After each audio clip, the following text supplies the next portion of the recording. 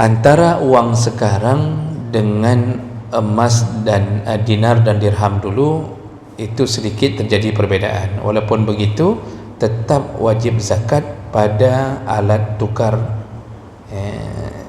baik bentuknya emas, perak maupun uang. Kita cukup hitung 2,5% dari seluruh jumlah emas. Dah berapa dapatnya? Dapatnya kalau kita uangkan berarti sekitar 1,5 juta yang harus kita keluarkan. Contoh, itu 1,5 juta seharusnya kita ambil dari emas tersebut. Cuma karena kita nak mau ambil, kita pakai uang lain Pak, kita bayar jeksin. Cuma emas itu kita catat, itu sudah terpotong emas itu. Terpotongnya 1,5 juta. Assalamualaikum warahmatullahi wabarakatuh. Banyak sekali pertanyaan jamaah, Ustadz kasih kami channel untuk kajian anak-anak muda. Di antara anak muda berasal dari Aceh, luar biasa. Channelnya Maulizul Akbar Nak. Tonton, subscribe, like, share, komen. Assalamualaikum warahmatullahi wabarakatuh.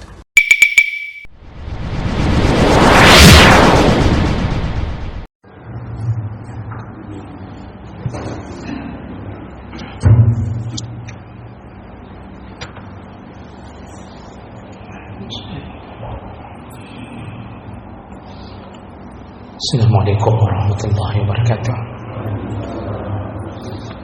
Alhamdulillahirabbil alamin. Hamdan katsiran thayyiban mubarakan fih. Asyhadu an la ilaha illallah wahdahu la syarika lah wa asyhadu anna Muhammadan 'abduhu wa rasuluhul karim. Allahumma shalli wa sallim ala nabiyyina al-Mustafa Muhammadin وعلى آله وأصحابه أجمعين أما بعد رب اشرح لي صدري ويسر لي أمري واحلل عقدة من لساني يفقهوا قولي. Segala puji bagi Allah, kemudian salawat dan salam kepada Rasulullah, pada keluarga dan seluruh sahabat-sahabatnya. Bapak-bapak dan ibu-ibu jamaah salat maghrib dan isya yang Allah muliakan insyaallah.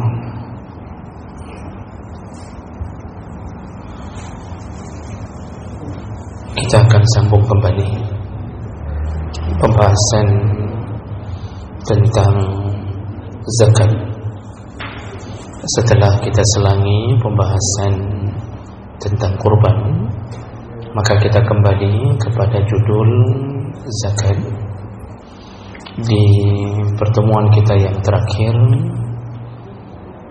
kita sudah membahas beberapa perkara, di antaranya syarat sah zakat, yaitu adanya niat, dan niat itu bukan dilafazkan, tapi membersihkan di hati bahwa harta yang kita berikan adalah untuk zakat. Jadi tetap wajib berniat. Kalau tidak ada niat apapun, maka pemberian kita kepada orang bisa jatuh kepada sedekah biasa. Kemudian syarat yang kedua, at-tamlik, yaitu terjadinya pemindahan hak milik. Jadi dengan membayar zakat setelah berniat, harta kita otomatis menjadi milik orang. Tidak boleh menarik kembali zakat yang telah kita bayarkan. Kemudian kita juga sudah bahas tentang kapan wajib membayar zakat, yaitu ketika sudah sampai nisab dan tercapainya haul, yaitu setahun. Di saat itu langsung wajib membayar zakat. Jadi kalau seandainya nisab sudah terpenuhi, lalu kita menunggu setahun setelah nisab itu, lalu jatuhlah pada tanggal tertentu, maka di hari tanggal itu jatuh atau sehari setelahnya atau dalam minggu itu, maka segera dibayarkan zakatnya. Tidak boleh menunda-nunda membayar zakat tanpa uzur. Jadi tidak boleh sampai berbulan-bulan tidak bayar zakat, padahal sudah datang kewajiban untuk berzakat. Karena menunda zakat menyebabkan dosa besar. Dan itu yang pernah kita dengarkan kisah Sa'labah bin Hatim yang menunda membayar zakat. Ketika datang waktu untuk bayar zakat, dia menunda-nundanya sehingga akhirnya Rasulullah marah kepadanya dan jatuhlah laknat Allah kepadanya. Jadi bahaya orang yang sudah jatuh kewajibannya, datang kewajibannya tapi tidak membayar. Kita juga sudah bahas, ini saya ulang sebentar karena kita sudah meninggalkan pembahasan ini. Lalu yang kita bahas terakhir adalah apa hukumnya membayar zakat sebelum datang waktunya. Artinya nisab sudah sampai tetapi belum datang haul. Ya, contohnya zakat gaji, nisabnya sudah sampai, yang seharusnya setelah nisab sampai kita disuruh tunggu setahun dari nisab tersebut. Tapi ternyata kita langsung membayarnya sebelum datang haul.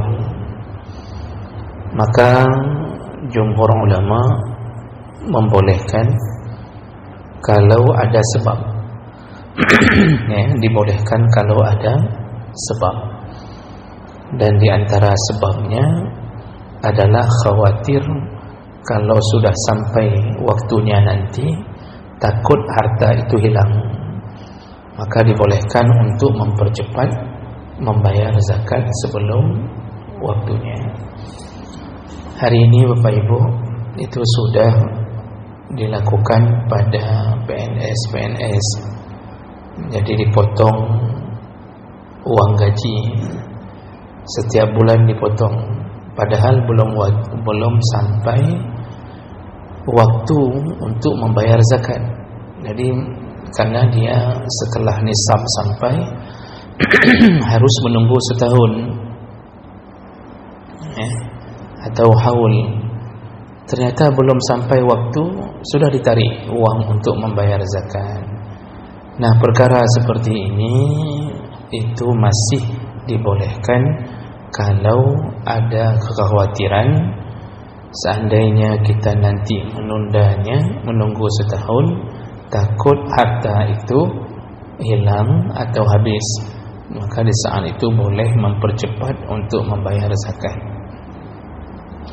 Dan ini juga didasarkan pada hadis dari Ibnu Abbas radhiyallahu anhu bahwa beliau pernah meminta kepada Rasulullah agar diizinkan membayar zakat sebelum datang waktunya, dan ternyata Rasulullah membolehkan. Jadi ini salah satu kebolehan, namun tidak dianjurkan, karena pada dasarnya zakatnya disuruh bayar kalau sudah sampai haulnya, bukan sebelum sampai haulnya. Baik, itu yang terakhir kita bahas. Kita lanjut berikutnya, yaitu hilaku al-mal ba'da wujubi zakah. Bagaimana kalau seandainya harta itu hilang sebelum datang kewajiban membayar zakat? Kita sudah punya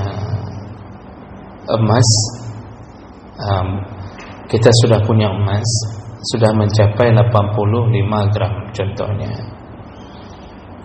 Lalu sudah sampai haulnya, sudah berulang tahun emas itu, sudah sampai haulnya. Begitu mau bayar, hilang. Nah, ini yang menjadi permasalahan yang dibahas oleh para ulama. Kalau hilang, apakah masih wajib bayar atau tidak? Kalau pada binatang ternak, contohnya kalau punya kambing 30 ekor, itu wajib mengeluarkan seekor anak kambing.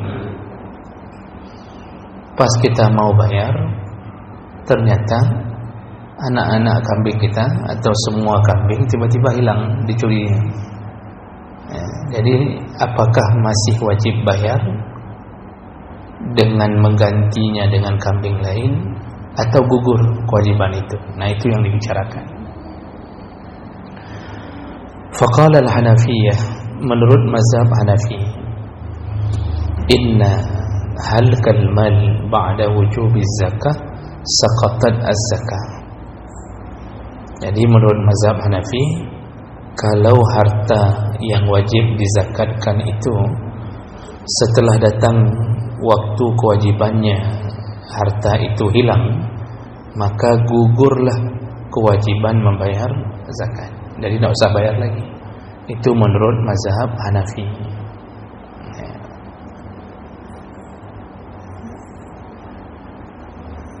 Lianna al-wajib juz'un minan nisab wa tahqiqan lit-taysir. Karena kewajiban zakat itu adalah termasuk yang disyaratkan nisab. Kalau bendanya hilang atau hartanya hilang, otomatis dianggap nisabnya sudah tak sampai. Maka dengan begitu menurut mazhab Hanafi tidak perlu lagi membayar kewajiban zakat dengan hilangnya harta tersebut. Jadi kalau hilang emas tadi, sudah datang kewajiban zakat tapi hilang, sambil kita nunggu mau kita bagi atau kita berikan kepada orang yang berhak menerima zakat, rupanya hilang, maka tidak perlu lagi membayarnya. Begitu pandangan mazhab Hanafi.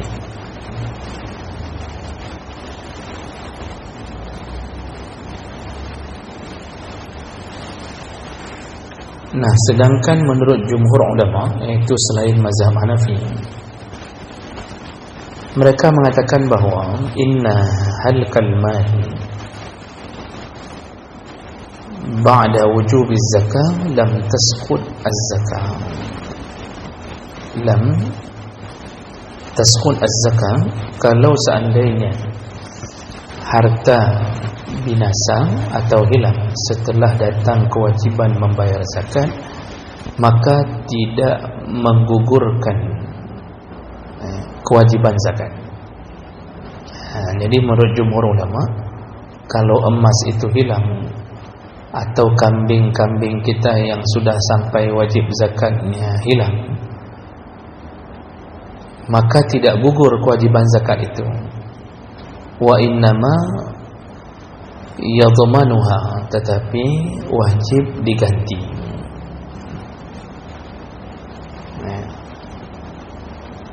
Jadi syaratnya itu adalah syarat mengganti kewajiban zakat.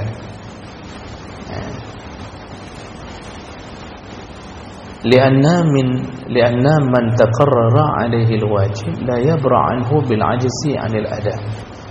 Karena barang siapa yang sudah ditetapkan bahwa dia telah wajib membayar zakat, maka tidak bisa lepas dengan keadaan yang melemahkan pelaksanaan zakat tersebut, seperti kasus zakat fitrah dan haji dan hutang.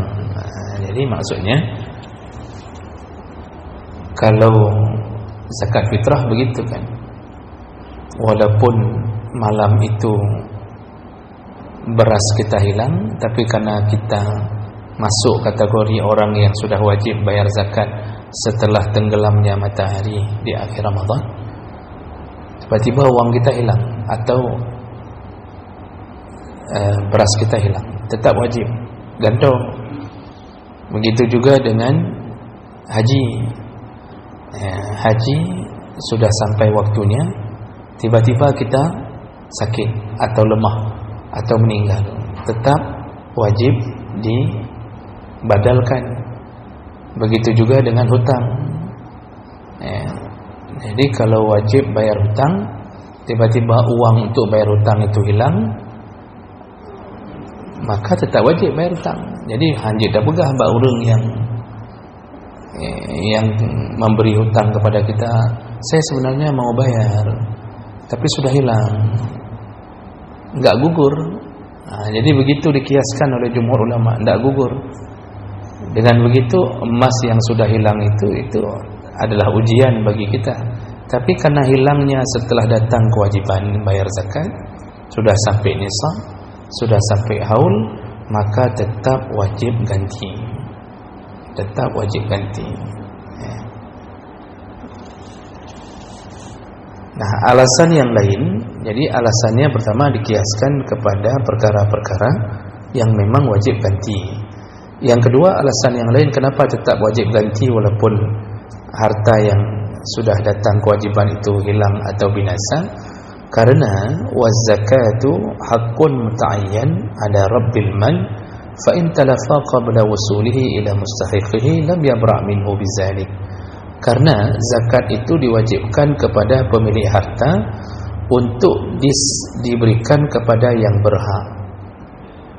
Jadi dengan hilangnya harta tidak menghilangkan kewajiban untuk didapatkan harta itu oleh orang yang berhak. Jadi yang berhak terima zakat siapa? 8 kelompok, termasuk fakir, miskin, orang berhutang, macam-macam. Nah, si fakir miskin menunggu, ini sudah datang kewajiban untuk bayar zakat. Berarti di dalam harta kita ada hak mereka yang sedang menunggu untuk kita bagi. Contoh Bapak Ibu, gaji kita sudah terkena zakat untuk tanggal atau hari ini. Namun kita tidak bagi langsung hari ini, kita rencananya sambil kita hitung uang dulu, besok rencana kita bagi. Berarti dari malam ini, dari hari ini, itu si fakir, si miskin itu sudah punya hak dari harta kita. Tiba-tiba malam itu hilang, dicuri. Si fakir dan si miskin tetap menunggu, walaupun mereka belum tahu siapa nih yang sedang Allah wajibkan membayar zakat untuk mereka, tapi mereka sudah masuk kategori menunggu zakat kita. Nah, dengan begitu tidak bisa kita menghilangkan kewajiban mereka, tidak bisa kita menghilangkan hak mereka dengan alasan hilangnya harta kita. Karena masalahnya hilangnya harta kita setelah datang kewajiban zakat tersebut. Berbeda kalau belum datang kewajiban itu. Kalau belum datang kewajiban zakat itu, berarti belum sampai kewajiban untuk si fakir miskin menunggu harta kita. Nah, ini alasan yang kedua. Jadi Bapak Ibu yang Allah muliakan, Allah Subhanahu wa taala menyebutkan dalam harta kita itu fihi haqqum ma'lum lisail wal mahrum. Di dalam harta kita itu ada hak orang lain, baik yang meminta-minta ataupun yang menjaga kehormatan. Ada orang miskin yang meminta, ada orang miskin yang tidak meminta. Jadi begitu kena zakat, berarti uang ini sudah milik mereka malam itu. Nah, mereka sedang nunggu, tiba-tiba hilang, maka tetap kita harus berikan dengan cara cari gantinya. Bisa saja dengan kita menunggu gaji berikutnya, ataukah kita menunggu penghasilan dari dagang kita berikutnya. Yang bayar tetap wajib dari zakat kita itu. Nah, itu jawaban di atas permasalahan bagaimana kalau uang yang sudah kita kumpulkan dan sudah terkena kewajiban, lalu tiba-tiba uang itu hilang atau binasa.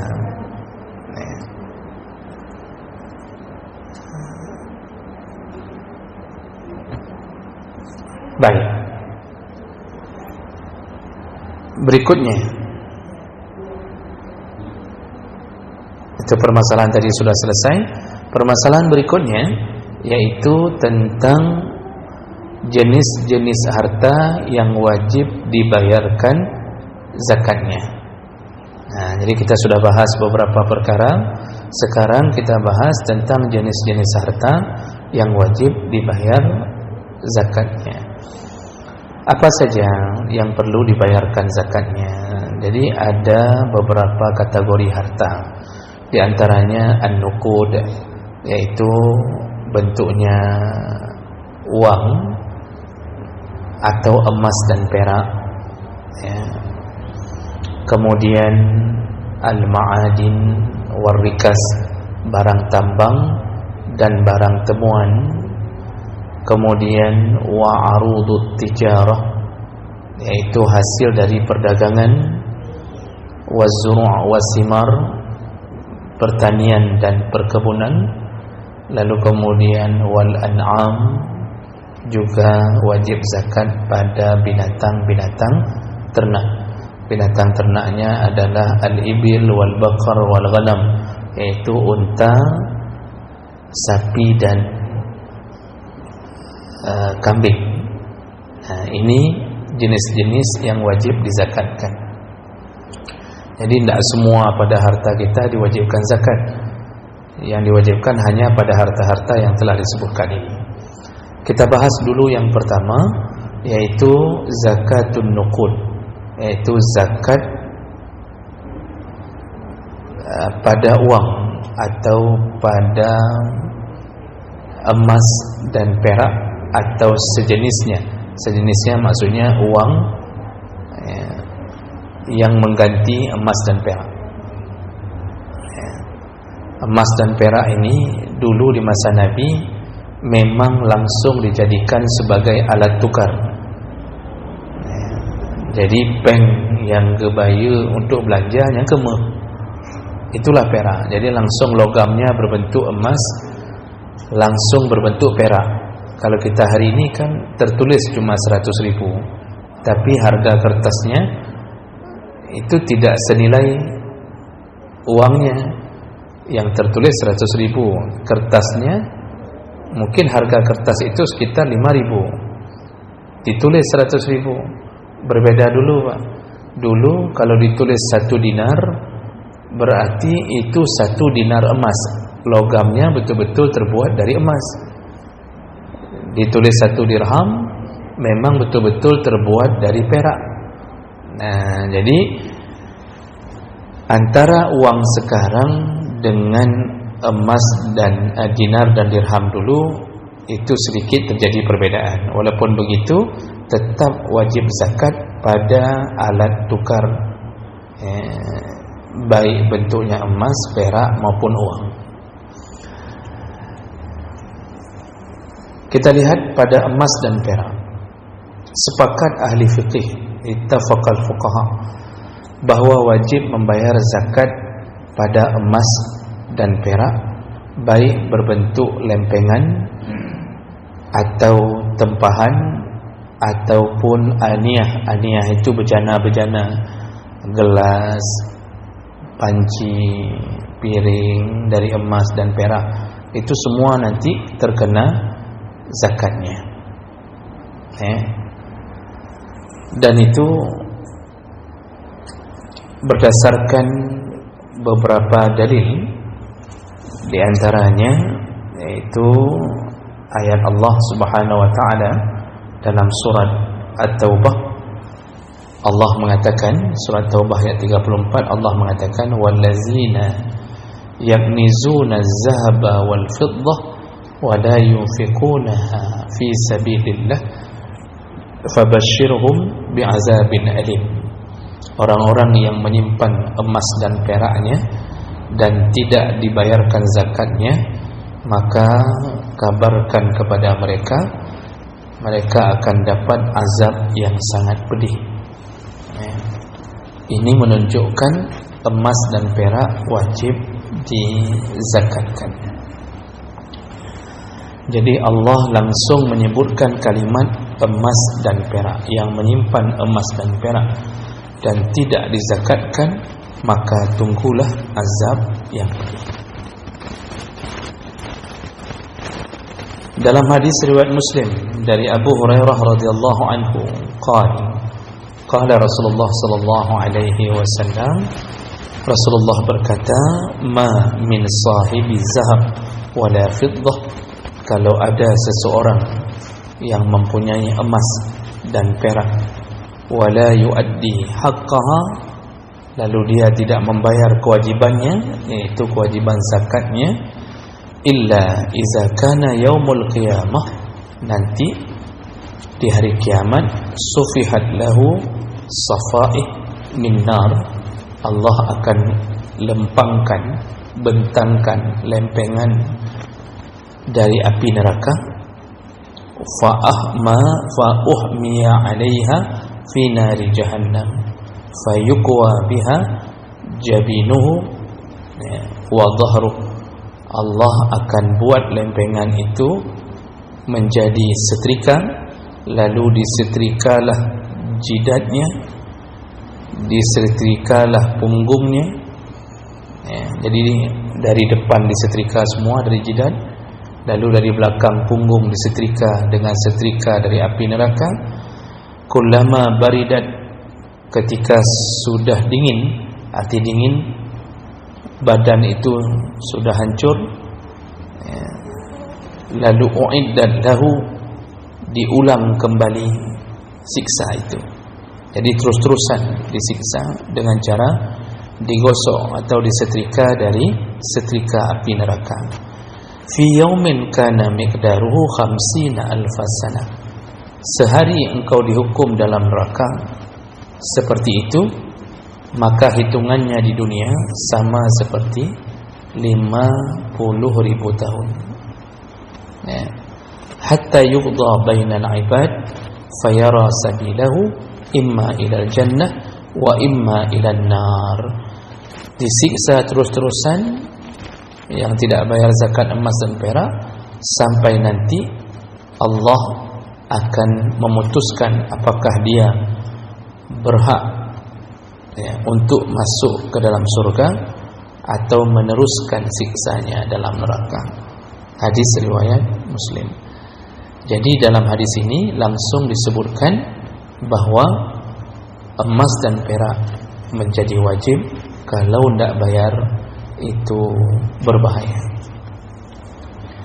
Emas dan perak apa saja yang wajib dibayarkan? Yang pertama, yang bentuknya ad-darahim wad-dananir, yaitu alat tukar uang dirham dan dinar, atau yang sejenisnya. Sejenisnya maksudnya kalau sekarang sudah dijadikan sebagai alat tukar dengan uang kertas atau uang logam, maka uang tabungan pun nanti wajib zakat. Lalu as-sabaik min kulli min az-zahab wal fiddah, juga wajib membayar zakat emas dan perak yang bukan bentuknya uang. Contohnya lempengan emas atau emas batangan, atau apa saja yang dibuat dari emas dan perak yang bukan berbentuk uang, itu juga wajib bayar zakat. Juga termasuk yang wajib dibayarkan zakatnya al-awani, yaitu bejana. Bejana itu alat makan, alat minum, ceret, atau baskom, ember, kalau dibuat dari emas dan perak, nyan payah hitung mandu, nyan kenang zakat. Nah, jadi ini yang perlu kita perhatikan. Nah, berikutnya Bapak Ibu, berapa nisabnya? Nisab emas itu berdasarkan hitungan yang kuat, yaitu sejumlah 20 miskal atau dinar, sama dengan 85 gram sekarang. Nisab emas yang sudah dianggap wajib bayar, tentu menunggu umurnya setahun, itu nisabnya adalah 85 gram. Satu kalau kita pakai manyam, kebiasaan kita, satu manyam 3 gram. Berarti kalau 85 gram, 85 bagi 3, sekitar 28 manyam. 28 manyam. Ya, itu kalau kita beli per gramnya kan sejuta lah. Nanti sekarang sejuta per gram. Jadi kalau 85 gram, kalau dihitung dengan uang 85 juta. Itu nanti kalau mau hitung zakat gaji itu begitu, atau zakat perdagangan. Tapi kalau menghitung zakat emas, bukan dilihat berapa harta jumlahnya itu, yang dilihat gramnya. Jadi kalau ibu menyimpan emas sebanyak 28 manyam lebih, 28 manyam lebih, itu sudah terkena nisab. Tinggal tunggu haul. Jadi saya ulang lagi, cara menghitungnya. Kalau kita sudah ada emas yang kita simpan 28 manyam ke atas, 28, 29, 30, itu sudah mencapai 85 gram, itu sudah sampai nisab. Itu nisab itu Pak dicatat di kalender. Berarti 1 Juli sudah sampai nisab. Karena bisa saja emas itu sudah lama di tangan kita, tapi tidak sampai-sampai nisabnya. Contohnya kita simpan emas 20 manyam, tidak sampai nisab. Tapi di tahun itu ternyata kita punya uang dan kita kemudian membeli emas yang baru.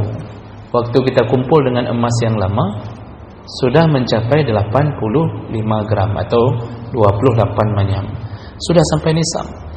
Nah, itu dicatat, itu hari apa kita beli, di situ sudah naik di atas nisab. Apa langsung bayar? Tidak. Tunggu syarat kedua, yaitu haul. Nah, syarat kedua itu menunggu setahun. Jadi waktu sudah sampai nisab, tulis di kalender 1 Juli. Sebenarnya pakai kalender Hijriah, kalender Qamariyah. Nah, cuma tak mengapa kalau kita tidak familiar dengan kalender Hijriah, tulis 1 Juli sudah sampai nisab. Kapan bayarnya? 1 Juli tonuke, Pak. Bukan langsung bayar ketika nisab. Dia ada 2 syarat, nisab dan haul. Jadi bayarnya 1 Juli tahun yang akan datang. Itu pun dengan syarat kalau emas itu masih berada di atas nisab. Bisa saja sambil menunggu 1 Juli berikutnya, rupanya terpakai. Terpakainya ya untuk beli rumah, beli mobil, itu tidak dilarang. Tidak ada kewajiban kita harus menunggu untuk tetap bisa membayar zakat, tidak. Kalau mau pakai normal, pakai saja. Tapi dengan pakai otomatis turunkan nisab itu, tidak sampai lagi. Mesti anak kita kuliah, apa yang lain kita jual emas itu untuk anak kita kuliah. Contohnya dari 85 gram turun dia menjadi 50 gram sisanya. Berarti anak kena gugur. Kapan kita catat lagi? Kita catat lagi begitu dia sudah naik kembali ke nisab lagi. Nah, jadi itu udah gugur tuh Hanali. Jadi yang dapat kalender menoce kan, dia post dulu. Nanti lama sudah setahun 2 tahun baru kita mampu membelinya lagi. Naik lagi di atas nisab, catat lagi, tunggu lagi setahun. Jadi orang hari ini banyak salah faham, mengira sudah sampai nisab langsung bayarkan. Ini kan 2 syarat, nisab dan nunggu setahun. Nunggu setahun itu maksudnya harta yang sudah sampai nisab itu berulang tahun. Ya. Tahun depan setelah kita bayarkan zakat emasnya dari mana? Ya dari emas itu. Ya, bayar zakatnya dari emas itu. Kalau kita tidak punya uang lain, emas itu dijual sejumlah 2,5% yang kita hitung. Nah, jadi Pulau Bacut untuk membayar zakat kalau tidak ada uang. Kalau kita mau bayar dengan uang kita sendiri, kita cukup hitung 2,5% dari seluruh jumlah emas. Dah berapa dapatnya? Dapatnya kalau kita uangkan berarti sekitar 1,5 juta yang harus kita keluarkan. Contoh, itu 1,5 juta seharusnya kita ambil dari emas tersebut. Cuma karena kita tidak mau ambil, kita pakai uang lain Pak, kita bayar jitsin. Cuma emas itu kita catat, itu sudah terpotong emas itu. Terpotongnya 1,5 juta. Ya, mana Pak? Nah, jadi yang perlu diingat, emas wajib bayar karena ancaman Allah paling kuat pada bahasa emas dan perak. Nah, lalu kalau perak bagaimana? Perak itu nisabnya yaitu 595 gram. Kalau emas tadi 85 gram. Kalau perak itu nisabnya 595 gram. Kalau sudah sampai 595 gram perak, itu sudah terkena nisab. Sama lagi nanti, tunggu juga setahun. Ya, mungkin kita kalau dengan perak kurang bergaul, Pak. Tapi kalau dengan emas, cik nyambut tuh. Belum, orang jarang saya lihat beli perak. Tapi kalau dengan emas orang biasa. Tapi perak itu dikena zakat 595 gram perak. Kejadiannya sama, begitu sudah berumur setahun, nisab itu bayarnya berapa? 2,5%. Oke, satu permasalahan lagi, bagaimana dengan perhiasan yang dipakai? Jadi emasnya dipakai atau peraknya Bapak pakai cincin, Pak. Bapak pakai cincin dari perak. Nah, itu masuk enggak ke dalam kewajiban bayar atau tidak? Ibu-ibu, ada emas dalam kotak, dalam kamar, di lemari. Ada emas yang dipakai ke talung daku. Nah, ada yang pakai cincin. Itu kena apa enggak? Nah, jadi ini permasalahannya adalah apakah zakat wajib bayar pada perhiasan atau tidak. Para ulama menjawab berdasarkan hadis. Pada dasarnya ada hadis Nabi sallallahu alaihi wasallam, yaitu hadis riwayat Baihaqi, Daruqutni. Rasulullah mengatakan, la zakata fil hulli, tidak ada zakat pada perhiasan. Maksudnya perhiasan emas dan perak tidak wajib bayar zakat. Namun perlu diingat bahwa yang tidak wajib bayar zakat pada perhiasan yang dipakai ada syaratnya.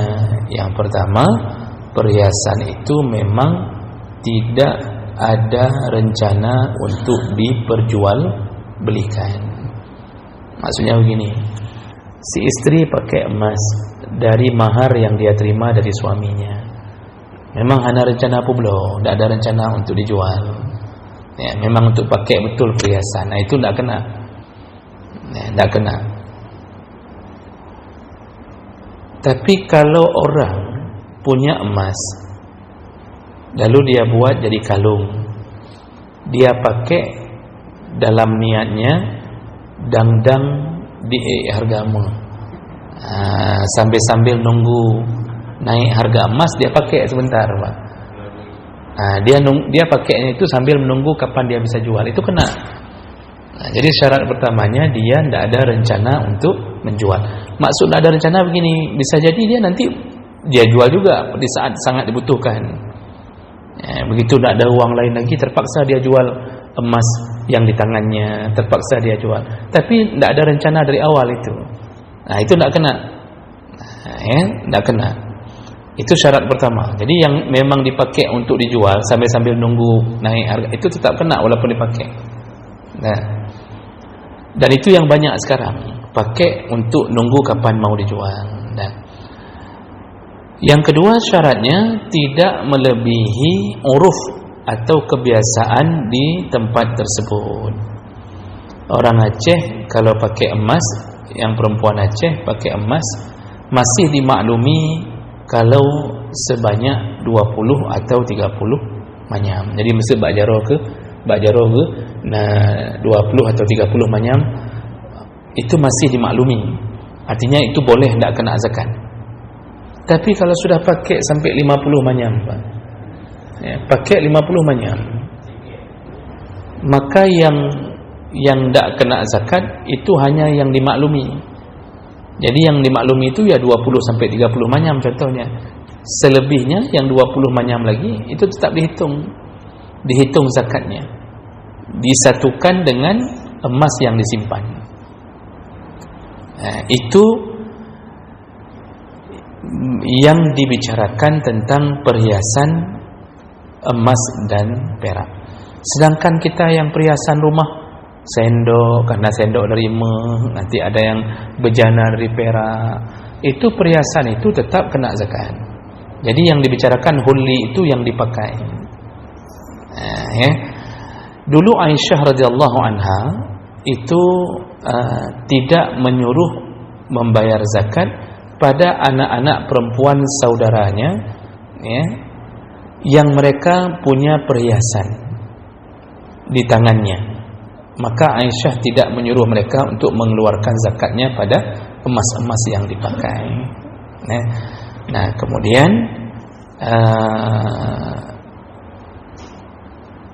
Jabir bin Abdullah juga pernah bertanya kepada seseorang pernah bertanya kepada Jabir bin Abdullah, apakah ada zakat pada perhiasan yang dipakai? Kata Jabir, la, tidak ada. Begitulah yang diajarkan Nabi sallallahu alaihi wasallam. Jadi ini yang dibicarakan tentang emas zakat, pada zakat emas dan perak.